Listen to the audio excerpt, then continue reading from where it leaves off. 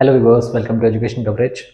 देखो बच्चों, कुछ चैप्टर्स की वीडियोस क्लास 10th की अपलोड हो चुकी है, लेकिन कुछ अभी नहीं हुई है। मैं वर्क कर रहा हूँ उन पे, धीरे धीरे ला रहा हूँ, कोशिश कर रहा हूँ लाने की। लेकिन अभी आपके एग्जाम पास आ रहे हैं, तो इस टाइम तक आपका सिलेबस आई थिंक कंप्लीट हो गया होगा। भले ही वो मैंने नहीं कराया, लेकिन आपने जैसे भी किया है वो किया होगा। ठीक है, अभी आप रिवीजन पे काम कर रहे हो, आपके सैम्पल पेपर चल रहे हैं, जो कुछ भी हो रहा है। तो अभी आपको ज़रूरत है चैप्टर के ओवरव्यू की। एनसीईआरटी मतलब बहुत ज़रूरी है, बहुत बहुत बहुत ज़्यादा ज़रूरी है करना। किसी भी बुक को करने से पहले आपको इसे कवर करना ज़रूरी है। ठीक है, अब इतना टाइम तो है नहीं कि फिर से उन्हें पढ़ने बैठ जाए हम। ठीक है, सारी चीज़ें दोबारा करनी शुरू कर दें, लेकिन आपने जैसे उसको मतलब पहले किया था उतना टाइम तो नहीं देना, लेकिन टाइम जरूर देना है। ठीक है, तो मैं एक ये सीरीज रखूंगा, मतलब सारे चैप्टर्स की अभी बनाऊंगा। भले को चैप्टर मैंने नहीं कराया, लेकिन उसे रिवाइज करवाऊंगा कि इस चैप्टर में क्या क्या चीज़ें हैं। यहाँ पे क्वेश्चन सोल्व नहीं होंगे, बस ये बताऊंगा कि इस चैप्टर में क्या है, उन्हें कैसे फाइंड करना है, किन चीज़ों का ध्यान रखना है, किस चीज़ पे ध्यान देना है। ठीक है, रिवीजन टिप्स के लिए मैंने पहले भी एक कुछ वीडियोस बनाई थी। ठीक है, वो आपको नीचे प्लेलिस्ट मिल जाएगी। उसमें मैंने सिर्फ बात की थी कि किन किन क्वेश्चंस को आपको प्रैक्टिस में करना चाहिए। ठीक है, स्ट्रैटेजीज को लेकर मैं एक वीडियो लेकर आऊंगा, जिसमें मैं बताऊंगा कि एग्जाम के लिए प्रिपेयर कैसे करना है, कौन से क्वेश्चन रिवाइज करने हैं, कौन से नहीं करने हैं, कैसे कैसे आपको कितना टाइम किस क्वेश्चन पे देना, वो सब बातें होंगी। लेकिन अभी हम लोग बात करेंगे सिर्फ चैप्टर 1 की। ठीक है, चैप्टर 1 क्लास 10th। इसके अंदर होगा कि मैं बताऊंगा चैप्टर में गिवन क्या क्या। ठीक है, चलो शुरू करते हैं। सबसे पहले इसमें है एरियल। अब मैं इसकी बात इसलिए कर रहा हूं क्योंकि क्विक रिवीजन है। ठीक है, चलो ऐसा करते हैं कि जितना आपके सिलेबस में है उसकी बात कर लेते हैं। ठीक है, एरियल नहीं है, यूक्लिड डिवीजन लेमा नहीं है, मैंने कराया हुआ है वैसे। लेकिन अगर आपका नहीं है तो चलो इस सेशन की बात करते हैं कि इस सेशन में के लिए इंपॉर्टेंट क्या है। सबसे पहले जो हमारे पास आएगा वो होगा एलसीएम और एचसीएफ। प्राइम फैक्टराइजेशन के बाद सेकंड एक्सरसाइज में जो कुछ आया था वो था एलसीएम और एचसीएफ। प्राइम फैक्टराइजेशन के बेसिस पे वीडियो ज़्यादा लंबी नहीं होगी, शॉर्ट में बताने की कोशिश करूंगा जितना बता सकता हूँ। एलसीएम और एचसीएफ का क्वेश्चन आपको एलसीएम एचसीएफ निकालना कैसे है वो एनसीईआरटी से ही मिलेगा। क्वेश्चन भी आएगा, जरूरी नहीं है कि नंबर के बेसिस पे आ जाए, आपको 24 48 और कुछ दे दिया और बोले इनका एलसीएम और एचसीएफ निकालो इस तरह से। लेकिन जरूरी लेकिन ये पक्का है कि एलसीएम एचसीएफ का क्वेश्चन बन सकता है। कैसे? जैसे मान लो उसने दे दिया ए क्यूब बी स्क्वायर और ये दे दिया ए स्क्वायर बी स्क्वायर, इसमें आपसे एलसीएम एचसीएफ पूछा जा सकता है। तो ये निकलेगा कैसे, वो आपको एनसीईआरटी में मिलेगा। देखो एलसीएम के लिए क्या सीखा था, एलसीएम के लिए ये था यहाँ पे इसका प्राइम फैक्टराइजेशन करते हैं और एलसीएम में हम लोग लेते हैं all numbers with minimum power, sorry maximum, with maximum power.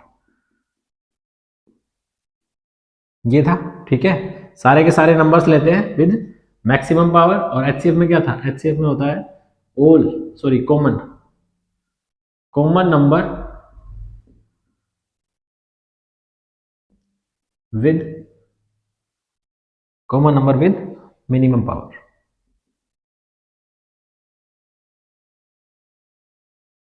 ठीक है, मिनिमम पावर के साथ कॉमन नंबर लेते हैं। एग्जांपल दे देता हूँ फटाफट। देखो जैसे मान लिया 12 ले लिया हम लोगों ने, तो 12 का होता है 2 की पावर 2 और 3 की पावर 1। और एक हमने ले लिया 18 में होता है हमारे पास 2 3 की पावर 2, है ना। देखो तो एलसीएम निकालने जाएंगे तो हमारे पास कौन कौन से प्राइम नंबर है, 2 3 दोनों में सेम ही है। तो मेरे पास दो प्राइम नंबर है 2 एंड 3, मैं 2 एंड 3 लूंगा। और पावर की बात करूं तो पावर मैक्सिमम चूज करनी है, 2 की मैक्सिमम पावर 2 है, 3 की मैक्सिमम पावर 2 है। ठीक है, ये हो गया एलसीएम। एचसीएफ में हम लोग क्या करेंगे, एचसीएफ के अंदर हम लोग कॉमन नंबर लेंगे with minimum power. Common number दोनों में 2 आ रहा है, दोनों में 3 भी आ रहा है। मैं नंबर की बात कर रहा हूँ, पावर की बात नहीं कर रहा हूँ, ध्यान रखना।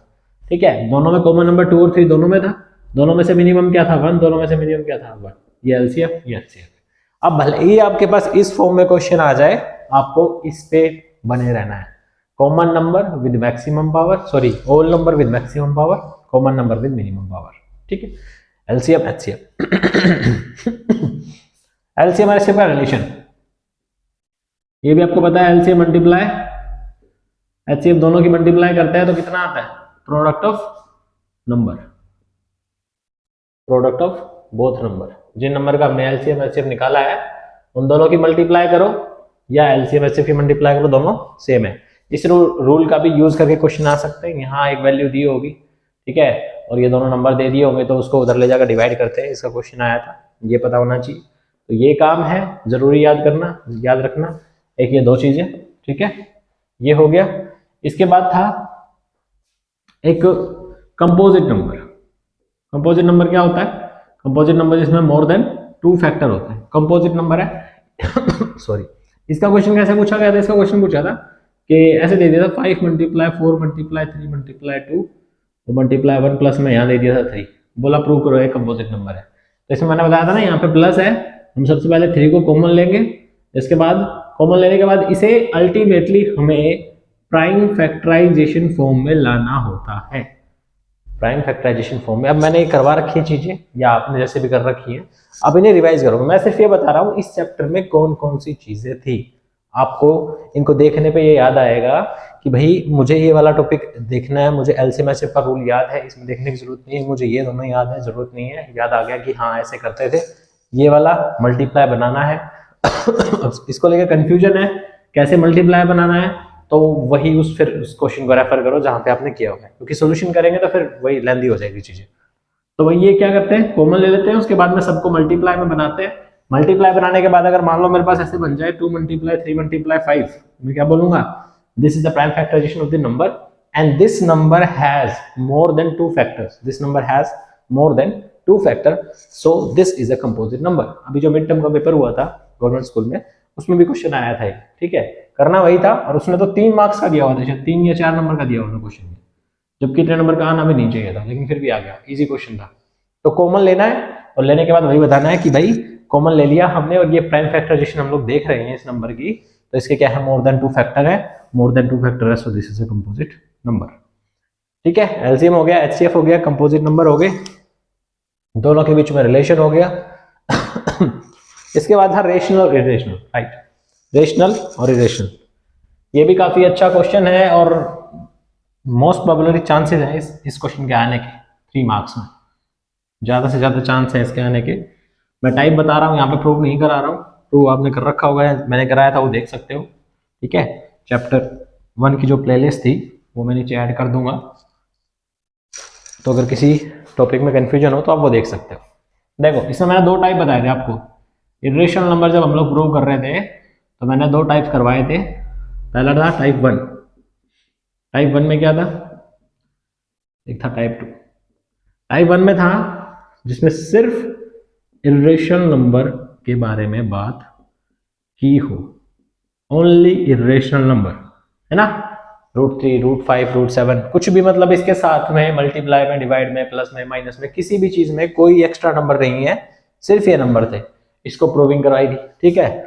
और दूसरा ये करवाया था कि कोई नंबर प्लस में आ जाए, कोई नंबर सॉरी, कोई नंबर माइनस और मल्टीप्लाई में आ जाए, कोई नंबर डिवाइड में आ जाए, इस तरह से जो क्वेश्चन आएंगे वो इस तरह से जो क्वेश्चन आएंगे, ये भी इरेशनल है, ये भी इरेशनल हम लोग जानते हैं, ठीक है। इरेशनल नंबर वो होता है जिसे हम p/q की फॉर्म में एक्सप्रेस नहीं कर सकते, और अंडर रूट में जो हमारे पास इसका एग्जैक्ट वैल्यू नहीं है। मैं बोलता हूँ √4 है, √4 की एग्जैक्ट वैल्यू है ना 2, दिस इज नॉट इरेशनल। इसका भी क्वेश्चन अभी मिड टर्म में पूछा था, ठीक है, तो ध्यान रखना है, उसमें दिया हुआ था 2/9 ऑप्शन में था, बोला होता कौन सा नंबर ऐसा है जो इरेशनल नहीं है। तो देखो इसको सोल्व कर रहे हैं तो 2 + 3 बन रहा है, तो आपको ये पता होना चाहिए कि अंडर रूट रिमूव हो रहा है, स्क्वायर रूट रिमूव हो रहा है, इसका मतलब वो रेशनल है, इरेशनल नहीं है, ठीक है। तो 2 टाइप किए थे, इन 2 टाइपों में हमने क्या किया था, इसका प्रूव करवाया था पूरा, ठीक है।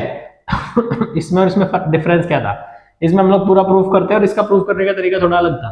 इसमें क्या था, पहले हम लोग √3 को प्रूव करेंगे और फिर एक दूसरे मेथड से, ठीक है, उसको a/b लेते हैं और उसके बाद में फिर उधर ले जाकर डिवाइड करते हैं, वो आप रेफर करोगे तो ज्यादा अच्छा। मैं बस आपको टाइप रिमाइंड करा रहा हूं कि कौन कौन से टाइप हमने किए थे।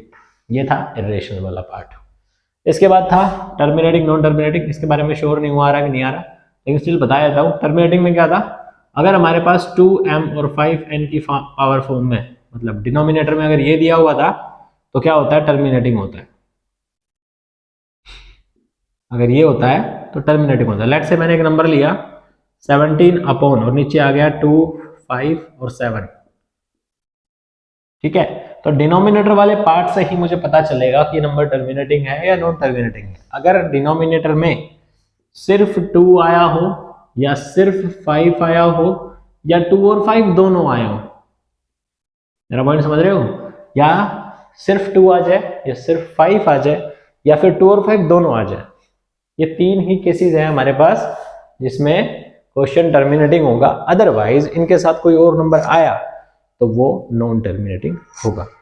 दूसरी बात, ऐसा भी होता है कई बार, जैसे मान लो ये आ गया 21, नीचे आ गया 2 मल्टीप्लाई 5 की पावर 2 मल्टीप्लाई 7।